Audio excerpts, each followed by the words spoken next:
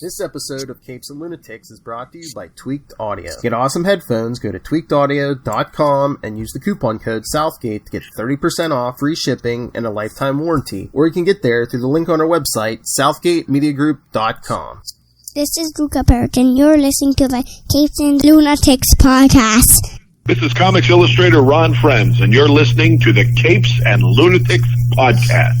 There's a thin line between I don't care about that. We're Luca approved. Here the line fades to nothing at all. This is a world of capes and lunatics. And nothing is off limits.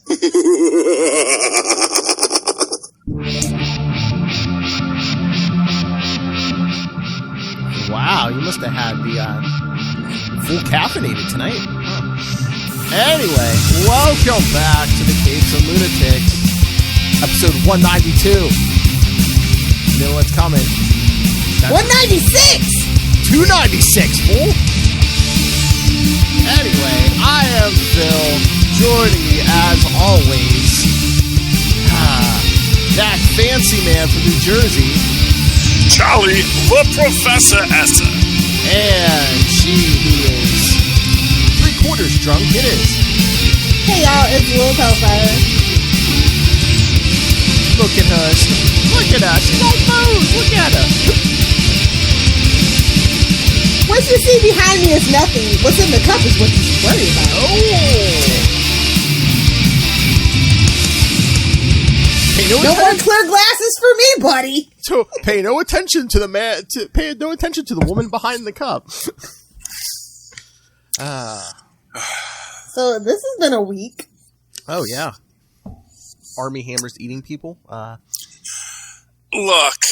Okay. To be fair, the lady did say she made it all up. Oh, did she? But some of his exes, yeah. Like literally, probably like 16 hours after the fact, there is a post recanting it, saying she made it all up. But he did step down from that movie, so. Well, what movie did he step down from? It's some movie he's filming with Nicole Kidman in like Siberia or something. I don't know. I don't do the Armie Hammer news. Oh, was it? Okay. Y'all know I have not liked Armie Hammer for a very long time. He's very problematic, and I feel this smells like studio shenanigans. Is all that I'll say. I thought. The thing for Armie Hammer is he doesn't actually have to be an actor. He doesn't. He comes from oil barons, for God's sake. The Hammers are a very rich family. This is, Justin Hammer in comic books. That's named after his grandpa. Yeah. That's like, we need a villainous industrialist. Oh, who's in the news who's a villainous? We can't say Trump, so Well, this was back when Trump was just a sparkly and still in Tesla's papers. Yeah, hard. Oh yeah, but I do like that in Doctor Who they cast Chris Noth as the Trump character, because when he first appears as Mr. Big, they do refer to him as the next Trump. Mm-hmm. So it's a nice little circle back to if you're into your Noth history, I get the gag. Which we'll see what happens when they actually do the reboot of Sex and the City. Because it's not a reboot; it's a revival. So don't call it a reboots and revivals are a little different. Yeah, no, you're right. It's a revival because it's the same actors coming back, except for what's her name? Oh! Mark my words, Samantha will be back. Samantha will be back. Okay, I hope so. She's why am I blanking on that actress's name? Mark my words. It's actually Kim Cattrall. Mark my Kim words. Cattrall, thank you. She has a long history of showing her butt in films, and God bless you, little logo. Look at my butt. But yes, I don't know. HBO Max has the potential to be shaping up for an older, much different demographic that whatever Disney Plus didn't pick up, even with the Hulu side and the what do they call it in the other in the other markets? I think it's Star or something to that effect is what it's called over in Europe. So I don't know. I mean, they've got the Gossip Girl reboot. They've got the Friends reunion. They've got a lot of things they could revive. No, and I've said that from the very start that was going to be HBO. Well, what I said was they got Rick and Morty. HBO's strength is that they don't have to censor their brand. that they can be one brand, whereas Disney's always wondering, can this show go here, or does it have to go there, or where does it go? How do we fit it into our brand? HBO has always been, we've got all the brands. We've got Sesame Street for the kids, and, Sex and the City for your lady. Exactly, for what the adults want, if they want that. And then they have everywhere in between, You know what? I've been meaning to binge Arliss, because I love that show. Oh, Arliss is so good. Arliss is a classic. I just remembered, it's still free, so I'm still gonna... Well, I'm not paying for it, but so it's still free to me. I'm gonna binge Arliss. No, I've always liked Arliss. I don't think they've cut out any of the nudity from it. No, they don't do that. They don't do that here. Well, no, they do. Yeah, on the premium they don't, but they do, because that's also been released. And then they actually shoot the nudity well so that they can edit it out. I just want my freaking Dream On back.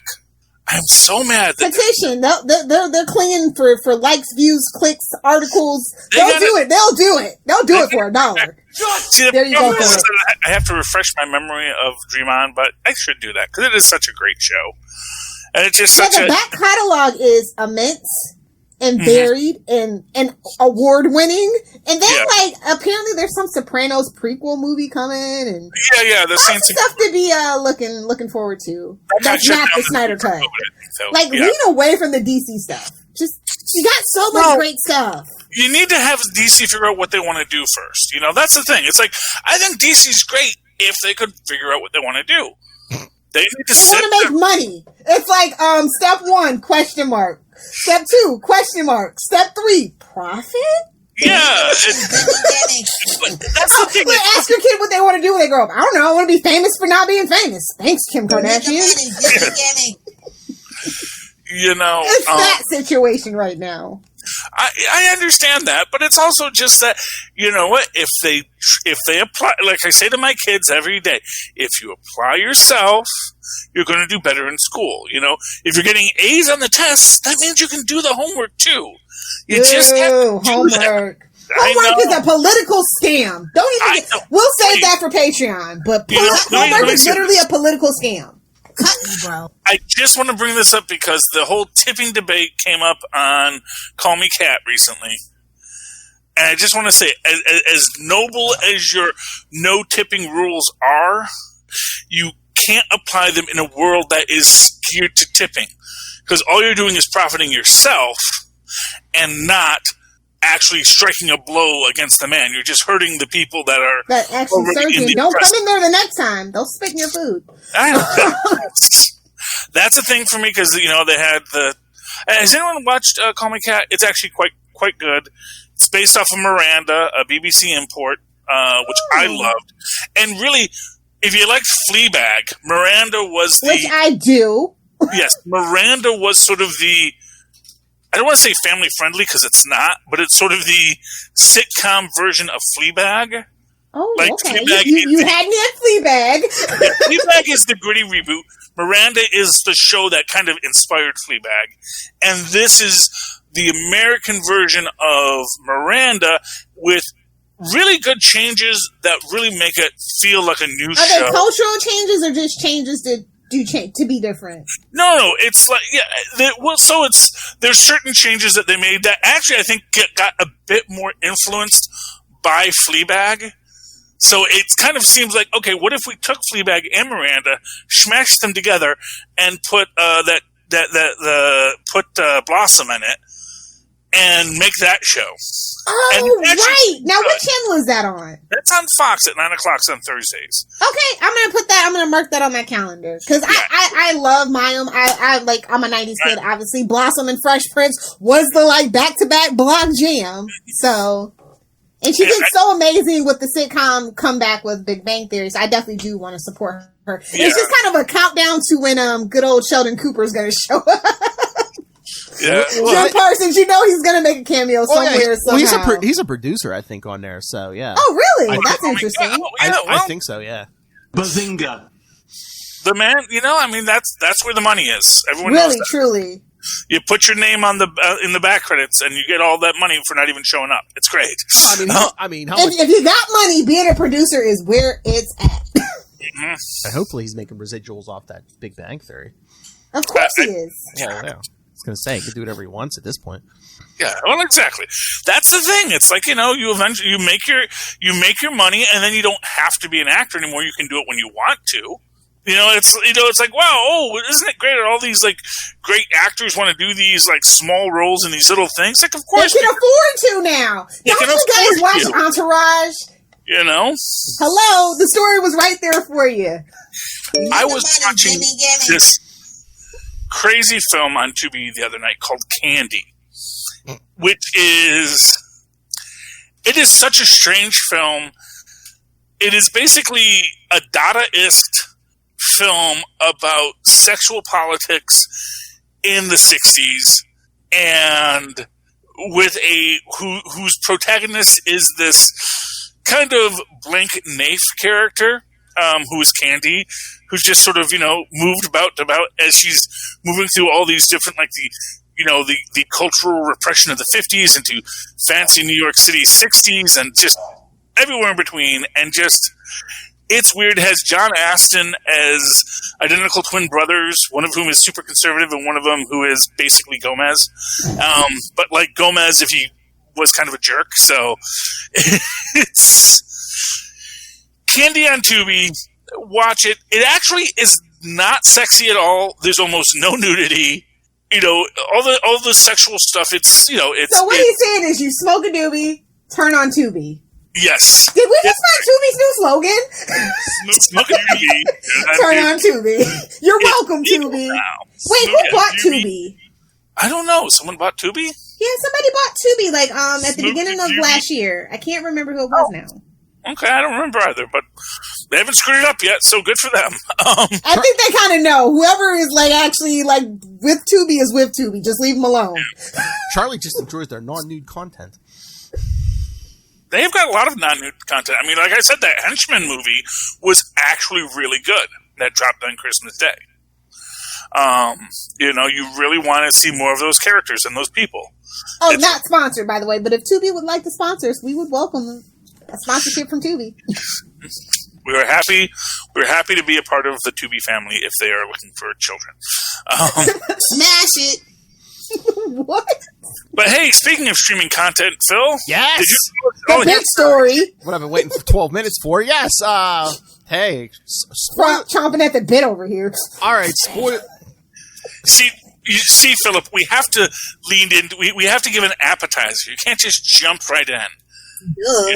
Phil just has no idea of foreplay. That's the problem. He just doesn't want to. What's that? Get into it. You have to have a natural transition. Get in and get out. That's my motto. I agree, Phil. To the big story. What's the big story, Philip? WandaVision. What? Spoiler. Wanda? Spoiler alert. Spoilers ahead, so. You were right. Here there be spoilers. Pirates, arg. So, did everyone watch the first 2 episodes of WandaVision? Looking at you, Love Hellfire. I did. I did my homework. Oh, nice. Okay. Thank you, schoolgirl. I'm guessing she did not enjoy it as much as other people. Well, I mean, we don't know the whole story yet. Yeah, exactly. I'm willing to give it some leeway. I love Elizabeth Olsen, as I was explaining on a previous podcast. Yes. So I'm here to give it a chance. Who doesn't love Vision, and they have this kooky gimmick that I'm here for.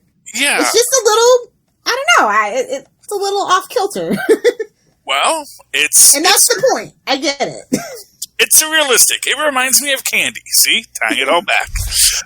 It's super connected. Wait a minute. It's not 9 o'clock yet. But no, it's really interesting just what we have here. Because obviously something's wrong. And you get this... I mean, I think... So, spoilers for the first 2 episodes and every episode to come after it. My actual thought of what is happening for the big prediction, this is inside the Soul Stone. After the snap, mark my words, after the snap, this is everyone in the Soul Stone.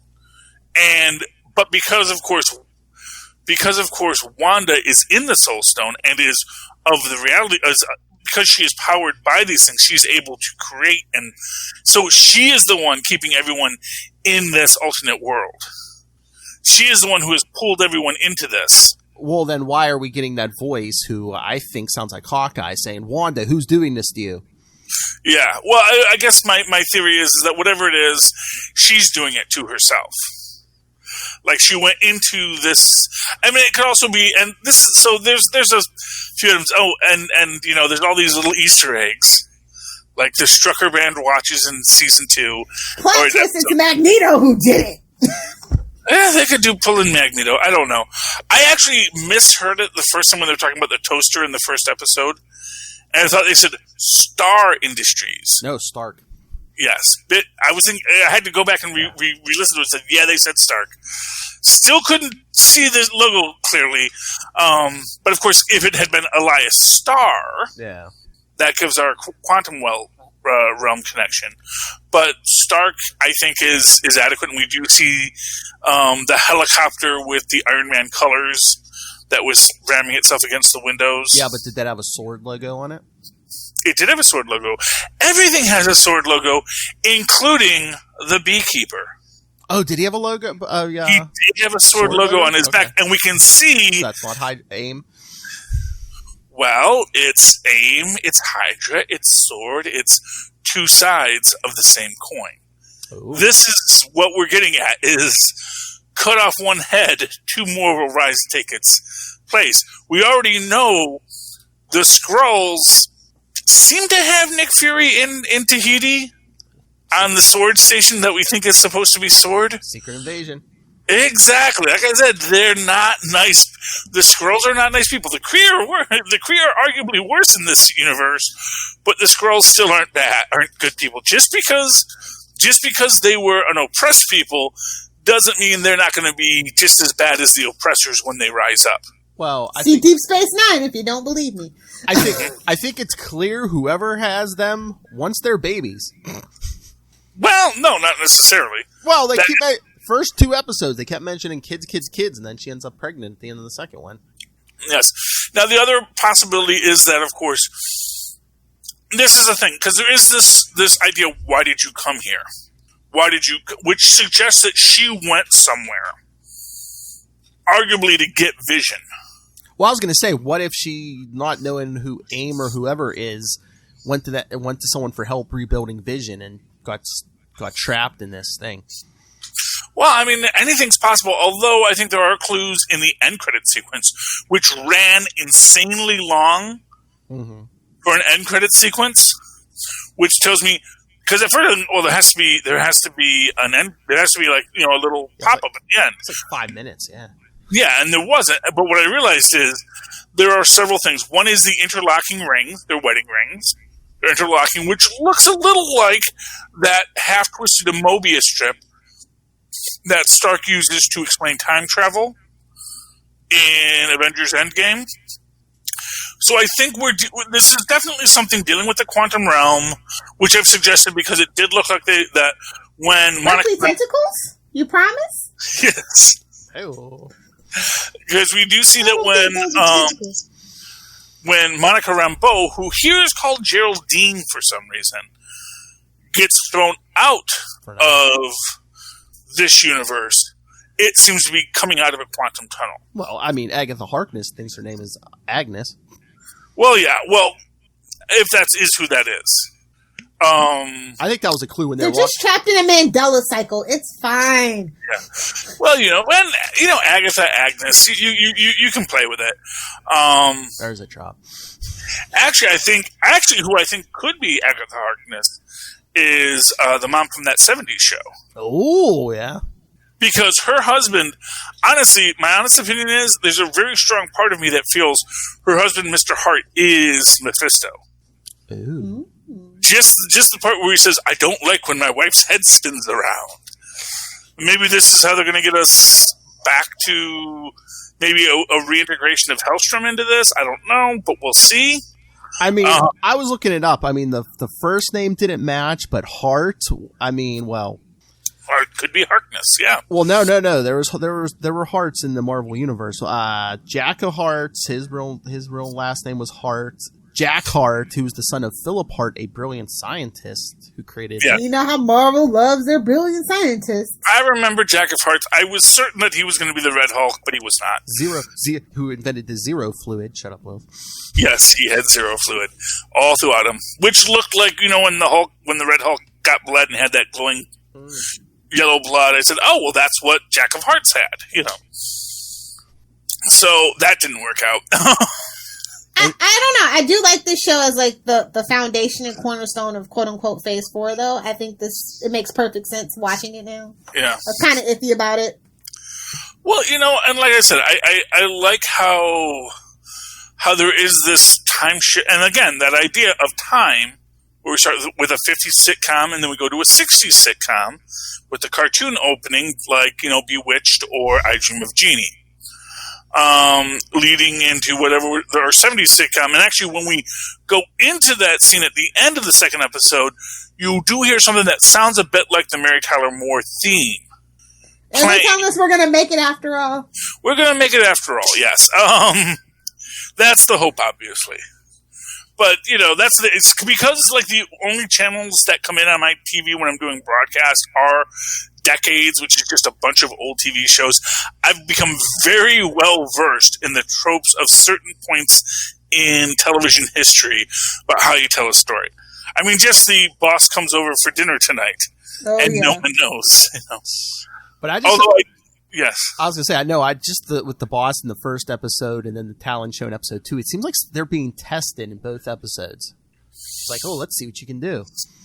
Yes, although I gotta say, I loved the the gum in, because first off, what's weird about that?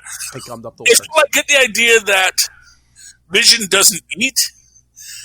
Wasn't he making paprikash for Wanda in Civil War? Yeah, but was he going to eat it, or was he just making her something to eat? I thought he tasted it at some point.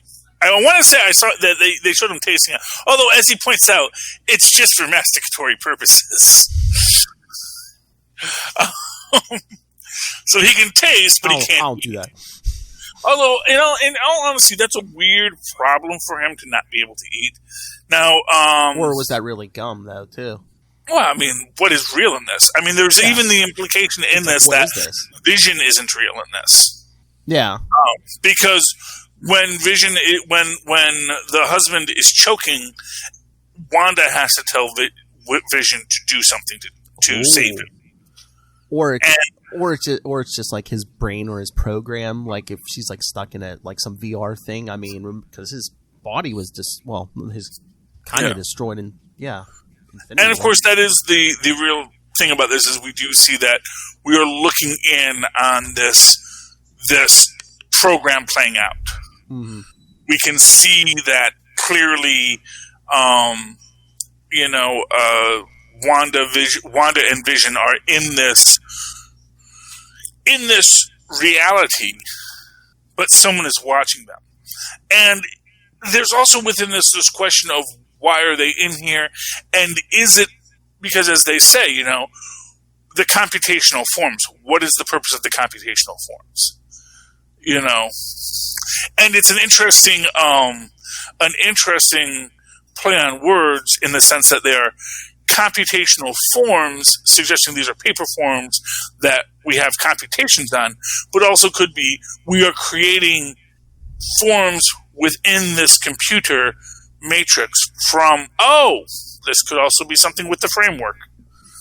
Who knows? Maybe we've sent Wanda into the framework and she doesn't want to come out, or and that's where we get into this idea of the Strucker watch and whatever Stark's involvement in this. Because as we know, if this is happening post-Endgame, which is that question, is this pre-Endgame or post-Endgame? But if this is post-Endgame, Stark Industries isn't run by Tony Stark anymore. For all we know, it's run by, Arno Stark or someone, it's Shut your mouth, Charlie. Well, technically, I think Pepper Potts was it was all in Pepper's name. Yeah. But, but also Pepper's a businesswoman, so she may be willing to outsource to, that upstart Bentley Whitney, Or I mean, or like in the science lab, you know? Or the name you've been dropped before. I mean, Justin Hammer could be back. He never died in Iron Man 2. He just went to prison. He could have gotten out of prison, get elected by the board to be the new CEO of Stark Industries. Possible takeover. Stranger things have happened. Oh, but did anyone catch the big Easter egg in episode 2? Which was that? I'm glad I reread both their miniseries. Glamour and Illusion were characters in the Vision and Scarlet Witch miniseries. Well, both of them, I think. Oh, they were. Yeah, they were a married couple. They were like their cover was they were stage magicians, but they actually had real powers. Ah. Yeah. Interesting. And what were their relations to Wanda and Vision? They became like their friends. They lived in that town in New Jersey that they lived in. New Jersey. The scum and villainy? Yes! New Jersey does get a shout out in this. Yes, well, that's where they lived. Because they said that the guy got his bowling trophies at a garage sale in Weehawken, I believe. Yes, Weehawken. Now, I don't know if that means that they're in New Jersey or they're in Long Island, but it would be nice if they're in New Jersey. And I was waiting for them to say they came from New York, and they didn't. That surprised me. Because they did actually, because of course, Avengers headquarters was in New York, so I thought they might have had some sense of place from that. Well, look towards the end of episode 1. I mean, it didn't seem like either one of them remembered where they came from before they arrived here. Very dreamlike. Mm-hmm. Yeah. Can't remember how you got there. There's a lot of dream logic in this episode. There's a lot of interesting things in this episode to work with. Obviously, it's only the first 2 episodes. I doubt they gave us everything we're going to need. And probably some things are intentional red herrings to throw us off the scent. So, like my theory that Wanda's the one in control and is keeping everyone there could be a red herring. But it does seem like she is the one that keeps on shutting stuff down. So... Well, oh yeah, I think there's a bunch of red herrings. Like, again, weeks ago we got the report, like the label on the wine bottle or whatever said House of M. And I'm like, that's a red herring. It's a red herring. Yeah. Or is it? Oh! Now that's the thing. It's like, is it? Yeah, but I mean, we don't have mutants yet. It has to be, but isn't it interesting to ponder? Here's my thing. I really hope, and it's sort of like Fantastic. Like, here's the thing: if they decide the Fantastic Four is just a newcomer to the superhero world, I can live with it. I don't like it, but I can live with it. Or she retcons them. They've always been here. Snap. Somebody get Franklin on the phone. Yeah, if we want to go Franklin Richards in it, man, Franklin Richards. There's so much in that. That's the plot twist right there. It was Franklin. That would be interesting if they introduced Franklin. Actually, that would be the real interesting if they introduced Reed Richards in this. That at the end you realize that Reed Richards is the scientist getting them out. And it's just like, no, it was none of those guys. It's just some actor you never heard of. Franklin Richards is such a BA. He is.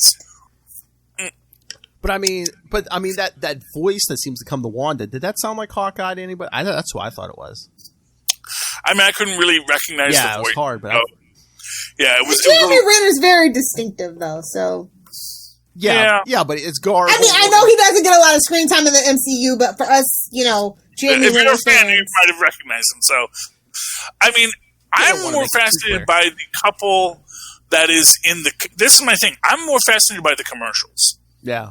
And that's where the subliminal hints just might be, just like real. Well, exactly. And you have this couple of, and I don't know the actors. They look super familiar though.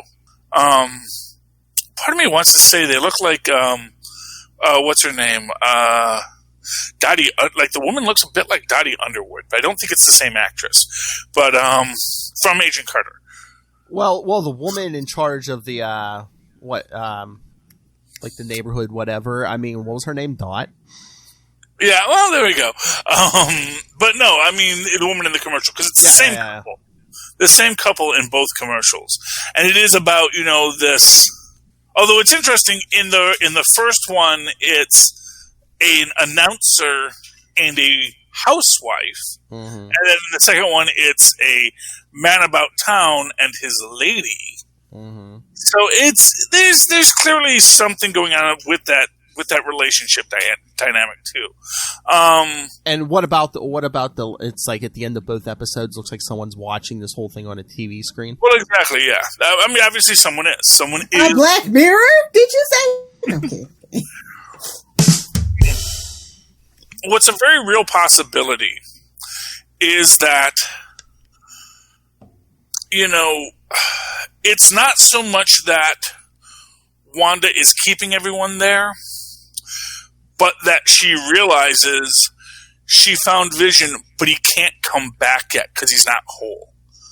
And the whole thing is that she has to sort of work through this recreation of his soul, this deconstruction of who the Vision is, by, in some sense, deconstructing herself.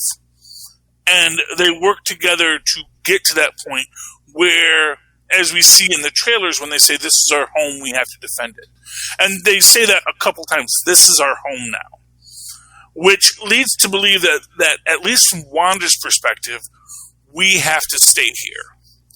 And it's obviously a real inconvenience for the other people in it, but, Omega level mutant's gonna Omega level mutant, I mean, that's the thing.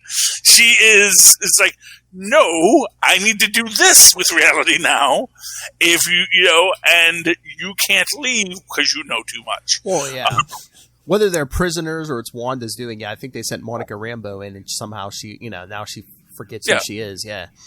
Well, I think everyone does. That's the idea. I think that they're, that maybe, it may be this situation. Who knows? Mr. Hart could be Reed Richards.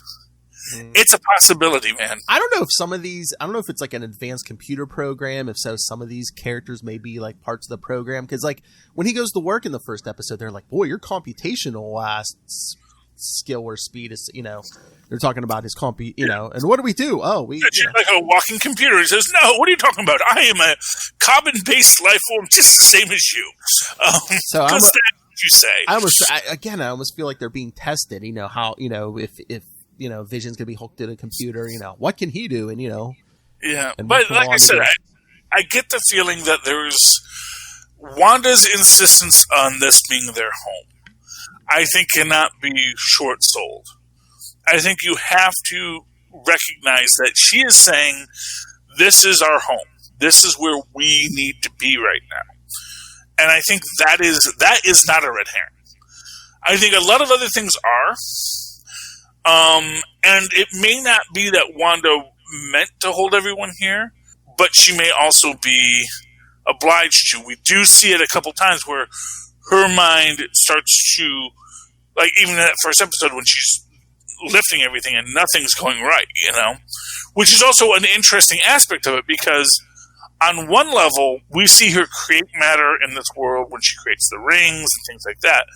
But, she needs Agnes to bring over the stuff to make food, and then of course everything goes nuts.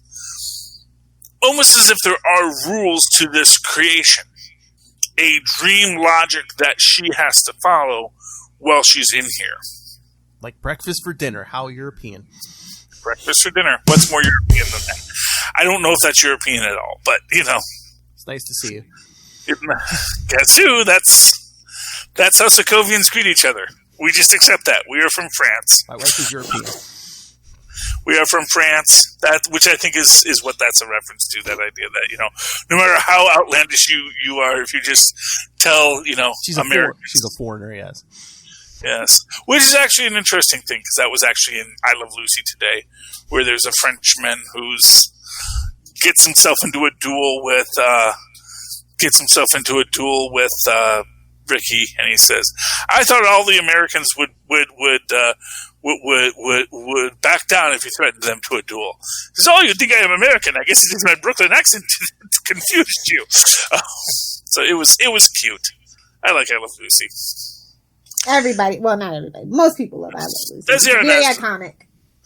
Desi Arnaz was a very funny guy. But Business anyway. wise too, Oh yeah, well, him and his wife. They set up the 3-camera sitcom. That's them. They did that. They were innovators, They were innovators. Desi Lou. Fun fact, in case you kids didn't know. Desi Lou produced Star Trek. Yeah. It's always that question, but who was more involved? Was it Lucy or Desi in the business? I think they both. Lucy. Because, you know, he was too busy running around on her. No shade. Oh. Well, she was also kind of busy. It was known. It's known. It's not a secret. No. I mean, they both had their vices. Lucy liked to drink.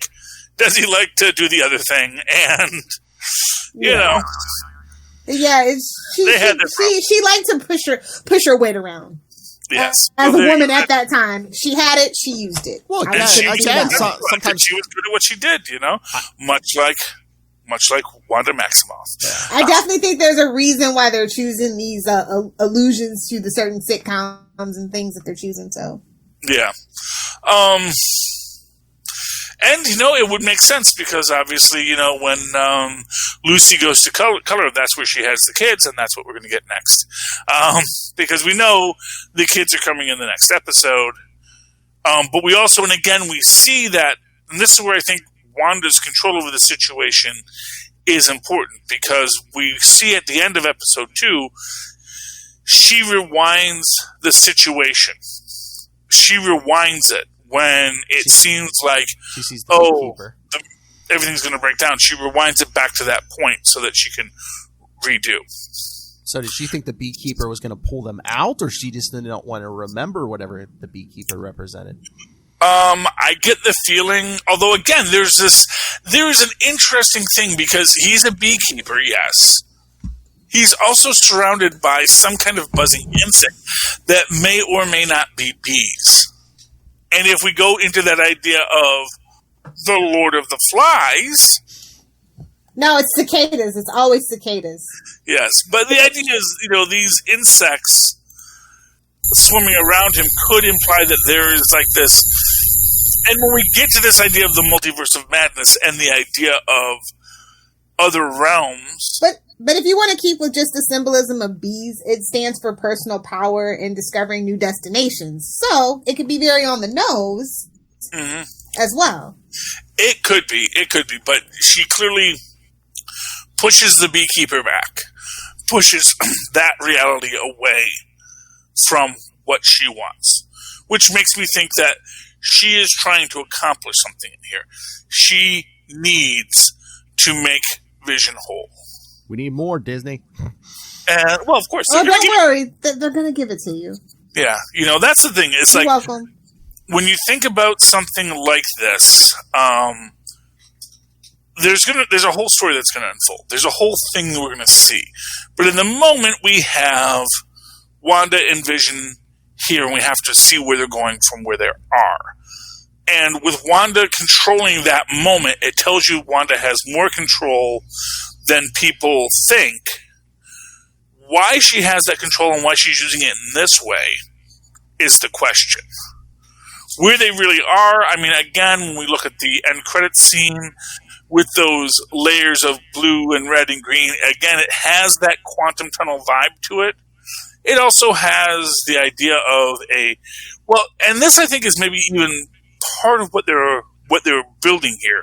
When we look at the original quantum tunnel technology that we saw in Ant-Man 2, it has something that looks a lot like a cathode ray tube.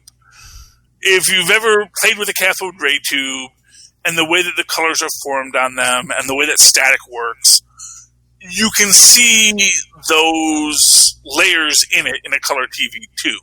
And to it, that moving from black and white to color makes for a dramatic transition of evolution of the character, which is why I think that this is about Vision becoming whole again more than anything else.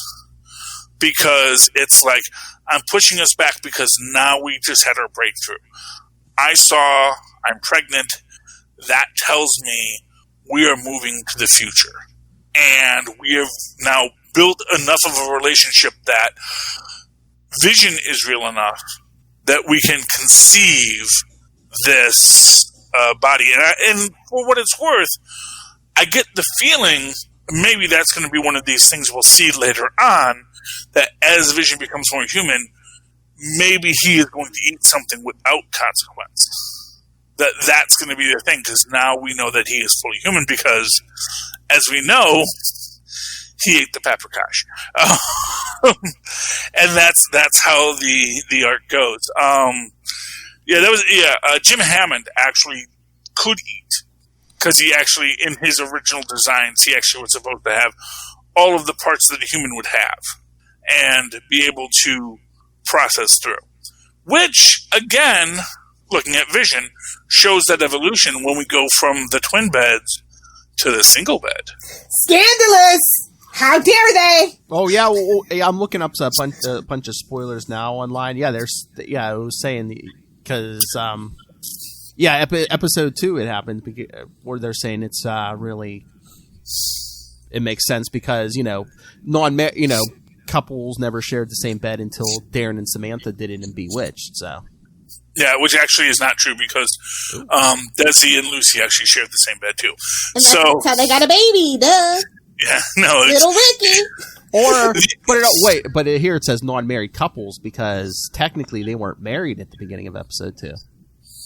No, they were married as of the end of episode 1.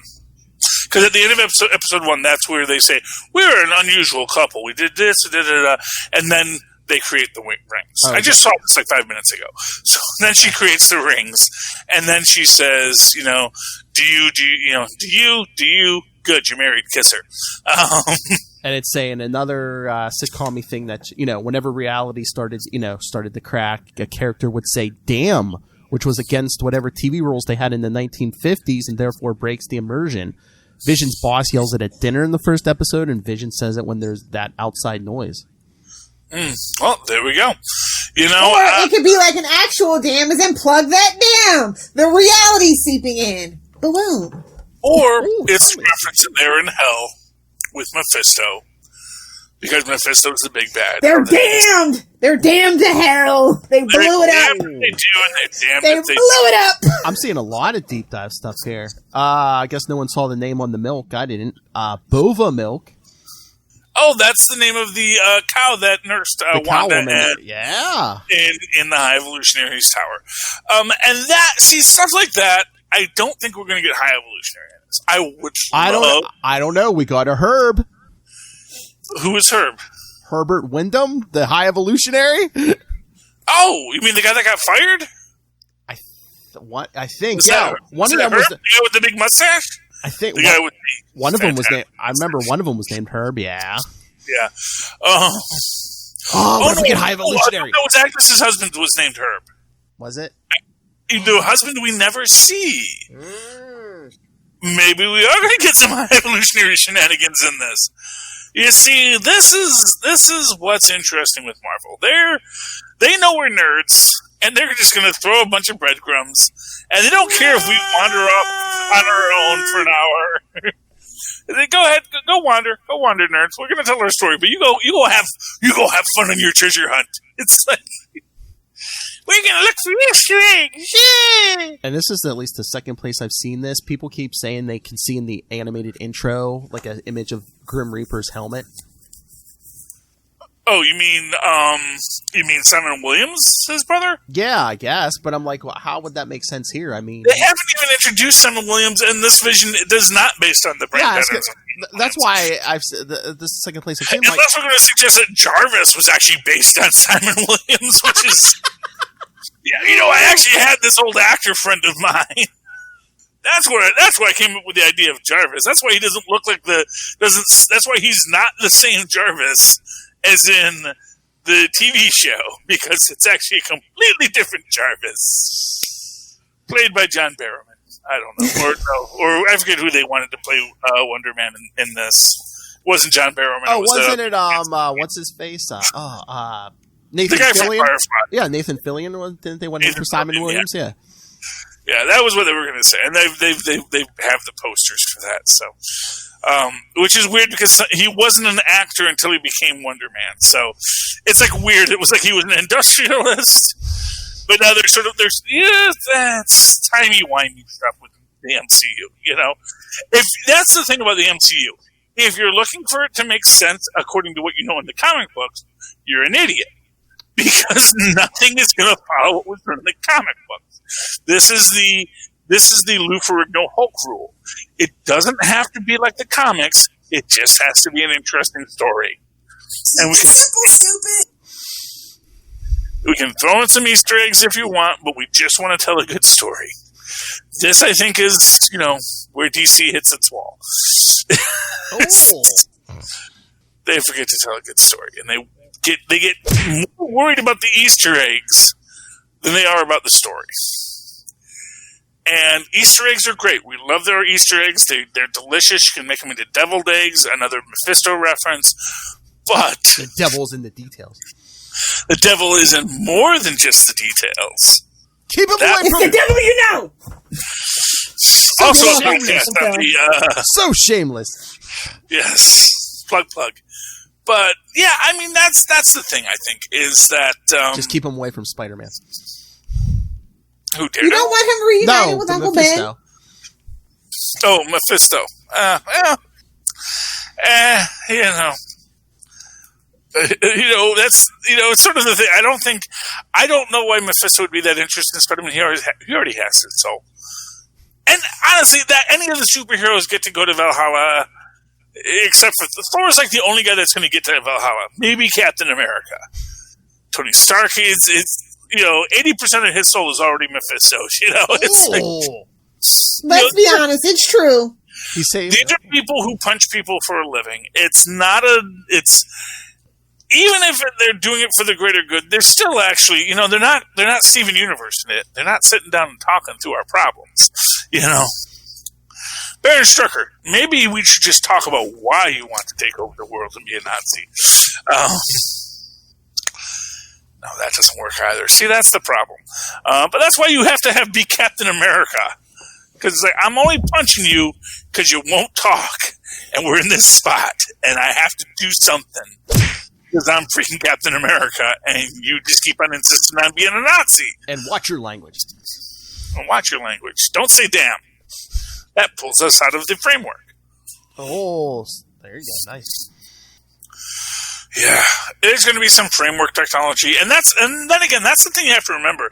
If this does take place post Endgame, this all takes place post final season of Agents of S.H.I.E.L.D. A world with LMDs and robots and frameworks and all that technology that was previously established, including the Darkhold, that now informs everything that's going on. I am not opposed to the idea of Kevin Feige saying, I want a grand unified theory, and I want it on my desk at 2 o'clock tomorrow, so that we can jam what we have under our banner into this. This isn't Pixar. It doesn't work that way. It's not Pixar, and that's why it does work this way. Pixar doesn't actually have a grand unified theory. It's not DC. None of the films in Pixar are connected except for Easter eggs. That's wrong. You're wrong. It's all connected. No, it's not. They've been quite honest about that, where they said, it's like, it doesn't make any sense. How would that even work? We had a film about sentient cars, and then we did another one with sentient airplanes. It's the apocalypse, man. Go ahead, throw it in. We don't talk about planes in the Pixar fandom, by the way. Well, okay, that's fair. So the theory only goes so far as you want it to go, and then you're just going to deny facts. Like any true fanon, yes. True fanon, yes. That's just bad scholarship. That's what I say. Tell it to the Bible. Suck it. No. The Bible has disconcerted stories. What makes you a scholar is when you explain the connectedness of the stories, you see. That's the thing. That is the goal, is to say, I am a scholar, and I know how to connect these pieces because I have way too much free time. Go ahead, throw it in. Sounds like a Marvel nerd to me, for sure. Oh! He knows it. He's proud of it. You hit him right in the face with that sack. Says it right on the box. Says it right on the box. Or his boob window, if you will. I don't know what's going on. That's okay. That's okay. I don't know what's going on. Right now, I'm just vamping, filling time. All right. We want to do a quick comic segment. Sure. Oh, yeah. I didn't read a lot because, Phil's Comics Corner. Yeah, I know, you don't read read DC, you don't read Marvel. I read Marvel when Spider-Man's out. I did read a couple of Marvel books. King in Black, Gwenom versus Carnage. Yes! Actually. Okay. I gave a little praise to the King in Black whole event here. Yeah, It's got me back into Venom. Same. I was like, no, I don't know about this one, boys. And then I'm like, oh, these are actually pretty good. They actually took their time. They actually seem like they care about Venom and not just as a cash grab. I was going to say, what did you think of Gwenom versus Carnage? Who it's not classic Carnage either. I know. I was just like, rude, first of all. But also, second of all, I kind of dig it. I kind of dig it. So what happens? Don't leave me in suspense. Well, the symbiotes attack like they have in every other book. Gwen was over here, so she starts trying to fight and protect people, and then someone gets pulled from her universe to become Carnage. Oh, okay. Who could it be? Mary Jane, her dad. Should we tell him? It's a spoiler podcast. Spoilers are ahead. We can't leave them hanging. All right, you were right. It was her Mary Jane. Oh, okay. Because it always has to be a redhead. Get it? Get it? Carnage red. Get it? That band is totally broken up. But they pulled her through the spiders. Damn jackal. Okay. Okay. I'll allow it. They wrote it. It was fun. I thought it was very fun. Oh, yeah. Yeah. A little too on the nose, but fun. Yeah. And that's any Venom book, to be honest. Oh, because you see, it's the rivals, MJ and Gwen Stacy. Because why can't they just be girlfriends and be happy? Why does it have to be something? Because they spun out of a man's book, baby, and that's just not how men see women. I would just prefer if MJ said, "Oh, cool! I have cool spider powers too now! Yay, besties forever!" That would be a great ending for that story. Suck it. You know.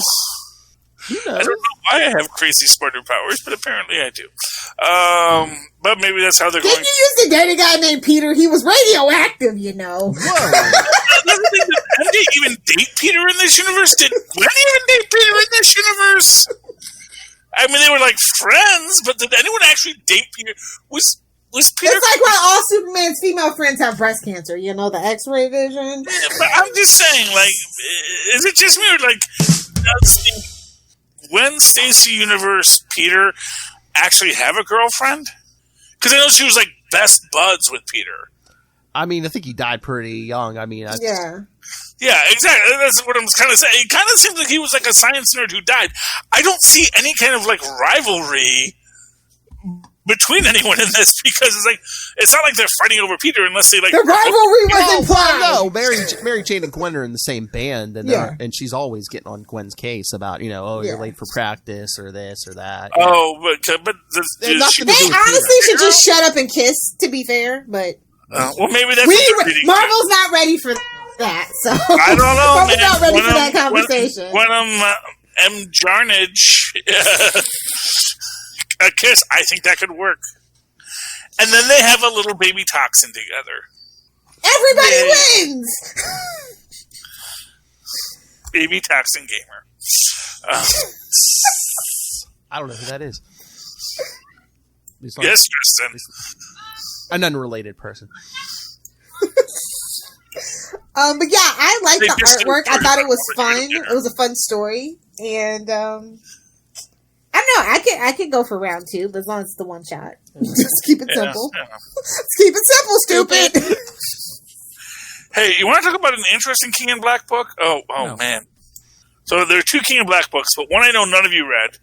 One I know at least Phil read, so I'll talk about the one none of you read. The Union, number 2.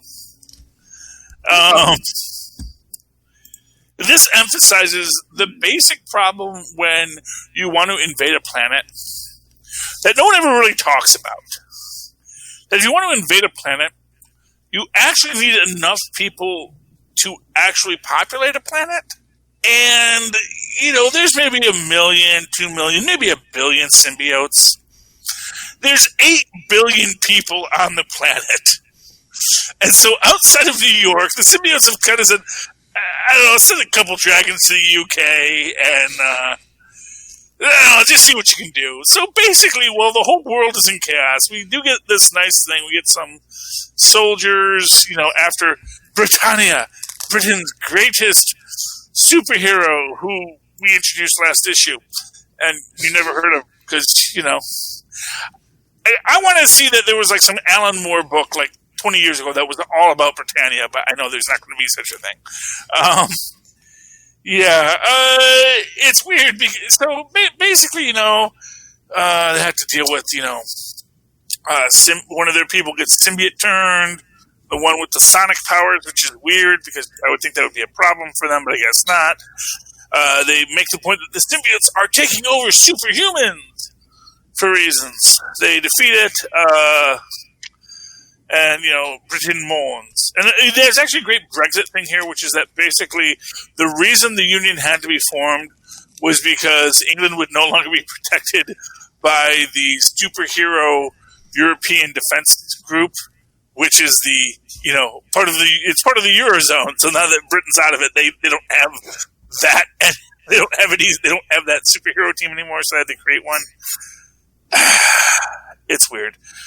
But anyway, all of the heroes, the Snake, Selkie, and the Choir, all leave the group and leaving Union Jack to sort of have to do something. But it's neat because as the world is being invaded by symbiotes, it's almost nothing's going on. It's like, outside of New York, it's like, the sky's black again for some reason. Must be May. Must be something going on in New York. That's the thing. It's like, I guess it's kind of like, it's the thing. It's like, we're kind of glad all the superheroes are in New York. All the alien invasions go there. They may say, we have conquered the Earth. Okay, let us know when you're done with New York. It's like, we have to do New York first? Yeah, that's where all the superheroes are. But I enjoy the Union. I really do. It's a fun book. It was, this is the second issue. And, it's got a third one coming apparently. So we'll see what happens there. And Lilith, I know you're not reading any DC, but I thought this week's Future State books were better than last week's, especially Dark Detective. It's good to know for 4 years from now. Okay. Well, yeah, Dark Detective, I mean, they finally... Bruce Wayne's not dead. He just, everyone thinks he's dead. The magistrate tried to kill him, but, he's basically alive with no allies on the street by himself, but, yes. So, Batman Beyond before Terry shows up. Okay. Is it like Hobo Batman, or does he have money? Hashtag fight me. No, they have no new ideas for Batman. No, I don't think he doesn't have any money. No, I don't think he has. So it's Hobo Batman. Kinda, yeah. I mean, yeah, because it's Batman Beyond before he meets Terry. Like I said. Well, he wasn't Hobo in Batman Beyond, but he had money. Yeah. Did you see that mansion? It was on the brink. Yeah, but he even still had an Alfred in that one. Oh no, Alfred was long dead, homie. Oh, Alfred was dead in that? Yeah, there was Alfred in, like, the first episode. No. He was the Alfred. He was the... Okay. My mistake. He had a dog. That was it. Okay. By the way, I also would love to do a Patreon episode about Batman Beyond, the Batman nobody wanted. Because, I have a soft spot for Batman Beyond. No, it's an interesting story how that came about. So. It's not rated R, Live Hellfire. It can be. It can go in boobs and long boxes. Okay. I will pull out my boobs for it. That's fine. Okay, that's how it could work. That's fine with me. All right, but and also the other Future State book, Robin Eternal. It's Tim Drake, so I don't know why. Why does that sound so familiar? Robin Eternal. Okay, can I just raise an issue here? Why is the new Damian book called Robin? Because he's a Robin, son. No, that's the thing. He wasn't in the previous artwork. They did the big new Bat Family artwork. I know. And they had him in the pirate suit, and there's not an R on that pirate suit. And then they do this. Now we've like drawn little filigrees on him and put an R on his chest. I kind of get the feeling that someone said, you know what? No one wants to see the Buccaneer or the Privateer. Let's call him the Robin. And we'll just draw an R on him, and because they can do that. It's drawing, so they can just go back and draw in R's. I think somebody's changed course because it's like in Future State. Yeah, the Robin book has Tim Drake. So why all of a sudden you go back to Damian? I don't know. Yeah. Oh, but they were. They've got something cooking for Damian, but just they just knew Damian couldn't carry the book on his own, so they said, "Put the R on it." Just the R on it. And just to tease, little Stephanie Brown is in the Robin Eternal book. I'll see it in 4 years. There's nothing DC can do. Nothing. After that Wonder Woman atrocity, there's literally nothing they can do. They had their chance to fix it. They said, screw you, screw Wonder Woman, we're going home. So no Stargirl when it comes back? I have to support Stargirl, but we kind of canceled Legends of the Arrowverse, so that should tell you everything you need to know. You're talking here. I'm going to watch it. So yeah, I'm going to watch it. I'm watching it. I just won't talk about it. Okay, that's fine. It's not like I'm a Nelson's viewer or something. I'll watch it. She's a closet DC fan. No, I still like old school DC, as our Batman podcast clearly states. No. Number, not our Batman podcast. The Batman podcast. Suck it, Moon Knight. Poor Charlie. I did read an interesting book this week. Ooh, what was your interesting book? It's from Scout Comics. It's called Soul Stream #1. I don't know if you guys saw the news about it, but there's this 16-year-old comic creator that does the writing and the drawing.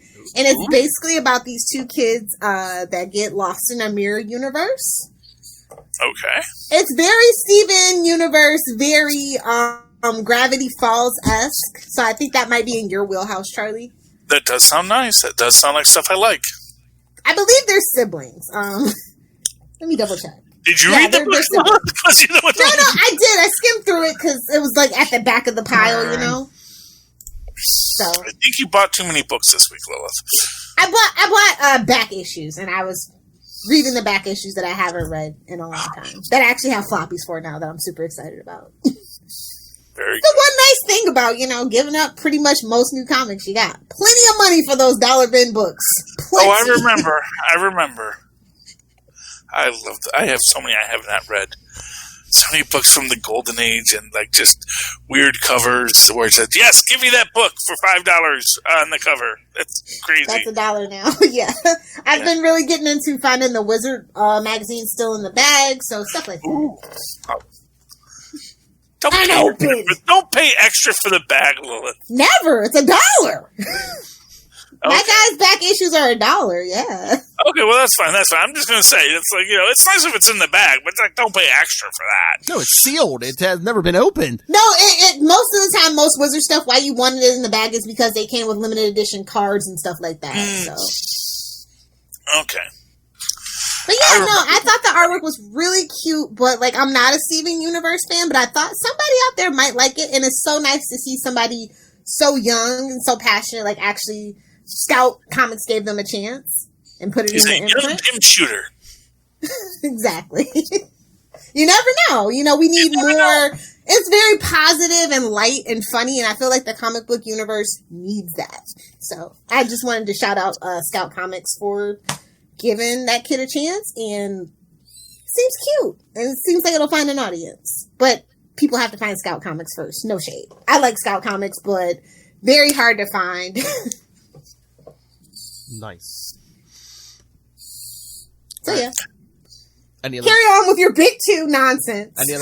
Any other books, or should we save some for Super Connect? I mean, I got like other books. Charlie's got a stack. He spent. I think he spent a Benjamin maybe. No.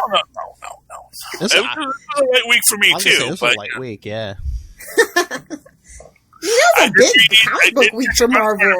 So I do know that, and of course, I got a Man Among Ye, which may be the last issue, which makes me sad. But issue 5, issue 4. Oh. So they kind of end, and then there's like the whole goodbye letter at the back. So I don't know if there's going to be a 5th issue. I guess they got to do another round of funding, which I want to just shout out, like, everybody that doesn't know, like, the direct market actually is in pretty bad shape, but the only thing actually holding up is the fundraising side of comic books at this point. I'm just going to let y'all know that. Don't think everything's okay. They just group the direct market with everything else. So if you like your book, buy your book. Matter of fact, write a letter. Let them know you like the book. Yeah. And then go buy it at your... Don't take it for granted. Don't take it for granted. And then go buy it at your local comic shop. Support your small businesses. Course. Yes. I like comic books. I like comic book shops, and I'm scared they might go the way of everything else that the internet is torched. Yeah, well, they sell toys too, so that's... You can get... Funkos. Yeah, true. Funkos keeping the industry alive. And, well, that's the thing. It's like what comic shops have is if they have a small footprint, like if you don't mind having a stacked comic book shop, you're going to have your long boxes, you have the new stuff, you have the toys, and, so long as they're not, as long as it's a razor thin margin, you got to have a market. That's the thing. It's like they're not going to sell comics in Omaha eventually, so. Yeah. Sorry, Omahanians, but, you need a denser You're going to have to drive to, I don't even know where the next city is. It's not even really a big city, so. Yeah. Drive to Chicago. You got to get all the way to St. Louis, so. Oh, well. There we go. I'm just guessing that's the closest. I mean, for all I know, Reno could be closer, but yeah. Biggest city in the world. It's out west. Nobody knows. I actually have to. I don't know if Omaha is a city or a state, so But yeah, it was a huge week for Marvel though. Amazing Spider-Man. 57 or yeah. Okay, I didn't know if I was going to bring that up. Yeah, what's everyone thinking? I mean, it just seems like it's what happened? They were on such a high momentum, and then they're spinning their wheels. We hit a brick wall. They're spinning their wheels. I don't know. They're waiting for something because it's just like every 75. We can't spin our wheels to issue 75. I'm just going to let you know that right now. I know. It's just like Peter. Confess. I will wait for the trade, sir. Every issue now, Peter confess. I don't know. I don't know. Like I said, the weird thing about it is the more it goes on, the more they insist on this being Harry Osborn. The more I'm thinking, no, that's definitely what's it, Clump? Yeah, if it's required to throw it out, that's fine. Yeah, pour it down the sink. That's fine. I know he's not talking about alcohol. No. Well, actually, maybe we are. So that's the thing. It's fermented now. Yeah. Strain it out, son. Strain it out. But Tristan's apparently cleaning out their fridge now for some reason.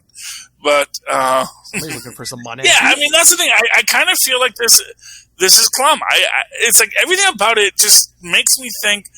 Or maybe they did it like Arrow. They actually don't know, and now they've written themselves into a corner, and that's why we're spinning our wheels. # Mark Guggenheim, keep them out of comics. I mean, yeah, it kind of feels a bit like Lost, where it's like, yeah, we just had No, it's not purgatory, I promise. Oh, wait, it was purgatory. Yeah, but it's just like, we kind of just do all this stuff in here. We were hoping we'd come up with... We thought we were going to get canceled, I don't know. we were going to blow the lid off that whole One More Day thing, and then Marvel told us no, so I don't know where we're going now. Yeah, so I kind of get it. I guess I will not be surprised if we get Clum by the end of it. If this is Francis Clum, I will not surprise. Oh, wait, nobody tell Brian. He might leak it to them. Yeah. Oh. Just the idea that nobody tell Brian. It just seems like everything about this is weird, and everything about this is not what anyone thinks it is. So, not even the writers. Yeah, but just the way that, and honestly, what I actually think is, I think Kingpin knows what's going on, but Osborn and Peter don't. That's the thing. Of course, Clum would have come across as a rival of Kingpin in the drug trade. You just reminded me. I was coming up with a theory as I was reading this issue. I'm like, what if they want to retcon it where Peter never made a deal with Mephisto? What if, I don't know, either he used Klom... Can we kill Aunt May finally, though? Well, what if he used Klom, or what if he used Mysterio? What if Kingpin tricked Peter into thinking he made a deal. Yeah, I know. I actually because suggested that's the last guy he fought before he made the deal. Remember Kingpin had an Aunt May shot, and Peter broke into prison and beat the hell out of Fisk and told him, he goes, if my aunt dies, you're next. Yeah, I actually suggested that on the last episode, Phil. Oh, did you? I did. So, just as a reminder, I actually already established that story. And I know you do a lot of podcasts, so you forget. But yes, I actually suggested that as a possibility. That he's got Gelman brain. Let him be, Charlie. But that's okay. But I mean, just think of the implications of that. So what? So Fisk. So Fisk knows who Peter is, but it's like, well, how did he wipe the world's memory? I mean, it's Marvel, but still. Well, I smell a doom powder too. The Kingpin can. Well, actually, given that they've already established that the villains know about the machine that Reed Richards used to wipe the world's memory of the century, it's entirely possible that they're going to say, no, he just used that machine. Because Fisk is just that cool. Whereas Daredevil, all it takes is the Purple Man's children in a machine. Yeah, well, but that's the idea. Not for nothing, like, planetary mind wipe machines, kind of a dime a dozen in the Marvel Universe, it's true. Yeah. DC too. That's what I always say. It's like, at a certain point, the technology's just out there.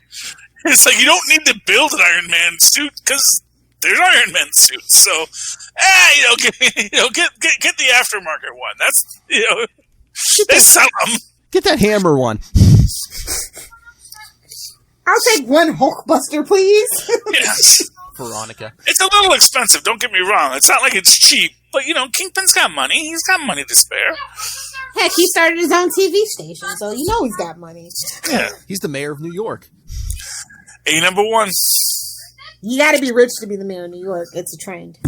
Yes, I'm sorry, Tristan. I'm in the middle of a podcast. I got it. I know what one of the big events for 2022 is going to be. Fisk is going to run for president. He'd win too. Yes, that was. I mean, he won New York. Did you hear that, Charlie? 2022, Fisk is running for president. Mark my words. Sure, why not? No, don't tell me that's not believable. We've had worse. I was going to say, don't tell me that's not believable. I'm not going to say it's not believable, but I'm also going to say that I think Fisk is too smart to run to be president. Exactly. We don't want them up in his business. Exactly. It's like, I'm not releasing no damn tax returns. Well, you're crazy. Well, if the last 4 years have proved anything, you don't have to show them your taxes. Only eventually he did. It pissed everybody off. Well, yeah. Well, what happens is that you get a whole political machine against you, and it's too much work. It's like, it's the reason why Boardwalk Empire is about the mayor of.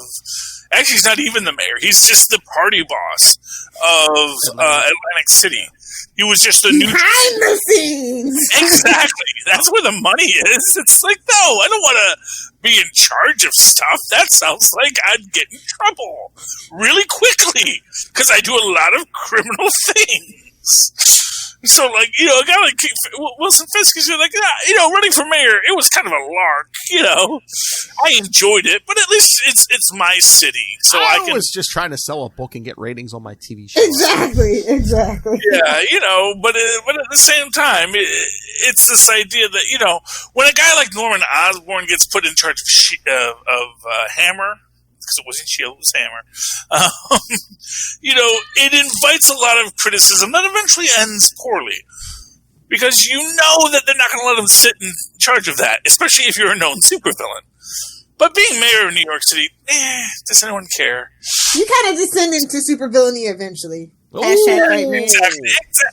Hey, local politics drives you crazy. Look, I lived there for 18 months. It's enough. Enough's enough. I will say this: local politics. It's very much a hand washing the other game, and so I think probably Fisk is probably a pretty decent mayor. There's by the way, the subway runs on time on Fisk's watch. A fun show to watch based on Terry Pratchett novels is called The Watch, in which they actually establish this idea. It's like, well, no, it's not that all crime is legal. It's that crime is now regulated.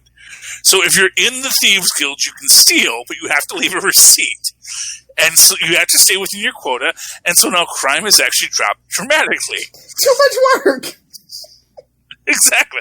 It's like, because, that's the idea. And now, of course, The Watch is it's a good series. I really enjoyed it. Came on after, I have to go check out more episodes of it, but it was very interesting if you saw the premiere that came after Doctor Who. But if you like Terry Pratchett and you like criminals and superheroes and things like that, this could be a good show for you. So, highly recommend The Watch on BBC America. Not sponsored, but more than welcome to sponsor us. Hey, please, someone sponsor us. Give me money. It's contagious! We need the money. Gimme. Well, And on that note, let's give Rob some of his damn money. Yeah, sacks of money. He hit him right in the face with that. I'm sorry, Phil, I couldn't quite hear you very well. What did you have to say there? I couldn't quite hear you on my headphones. Well, of course you can't, because you don't have any tweaked audio headphones. Ah, that must be the problem. How can I get tweaked audio headphones, Phil? Well, you can go to tweakedaudio.com for it. And is there a coupon code I can use? Yes, you could use the code Southgate at checkout.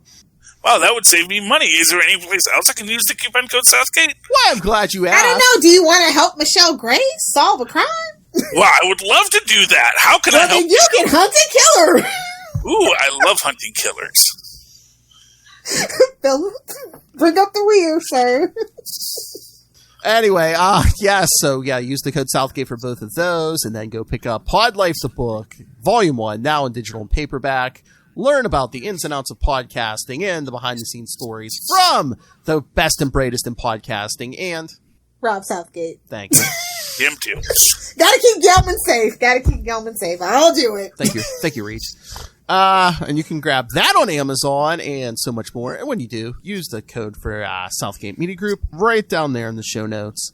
Help us support this show, the network, and that man, is he real? Is he an illusion? It's Rob Master Doom Southgate. Make it rain, so says Master Doom. Nice mustache, Charlie. I get so much right. Why did your eye drift over to my box? Mark my words. And if you want to get a hold of us, email me or us, capesandlunatics at gmail.com, or call the voicemail 614-382-2737. That's 614-38-CAPES. Lilith Hellfire. If you guys want to hang out with me on the interwebs, I will be actually live tweeting Batwoman until I can't take it anymore, and a few other things. When is that out? At Lilith Hellfire. Sunday night. The premiere Sunday night. Ooh. Yeah. 17th. I may join you, Lilith. Please do. I want to support the actress, not necessarily the show, but I do want to support the actress, so I am going to do that. And if you want to hang out on Instagram with me and see pictures of cute puppies and smoothies at Lilith Hellfire 86, and if you want to do it for the memes at Lilith Hellfire 69 on Instagram and TikTok. I'm 12 when you need me to be 12. I'm thirsty. Bye, Felicia. Bye, Felicia. That girl does it better. All right, Charlie Esser. Well, if you'd like to write to me the old-fashioned email way the way our moms and paws once did, do so at superconnectivityblog@gmail.com. That's superconnectivityblog, all one word, at gmail.com. Of course, follow me on the Twitter as I live tweet DuckTales a woohoo when it comes back for the final season, Monday nights at 7 p.m. at Charlie Esser, that's CharlieEssescr. Look for the two E's in the middle. For quality. Bing! Thank you, Maz. Thank you, Tristan. Indeed. And just real quick before we get out of here, I just wanted to say rest in peace, Joanne Rogers. Oh yeah, Mr. Rogers' widow. Mrs. Yes. Rogers, yeah. Yes, she was 92 years old. Well, God bless her. She lived a long life, and she's with her husband now, and living happily ever after. Out of this mess, that's for sure. What? Out of this mess. We thought 2020 was going to be some mess. 2021 will get better. True. Couple more days. It goes. That's our Lilith. Always look on the bright side. All right. This is the bright side. For another week, We have been your capes.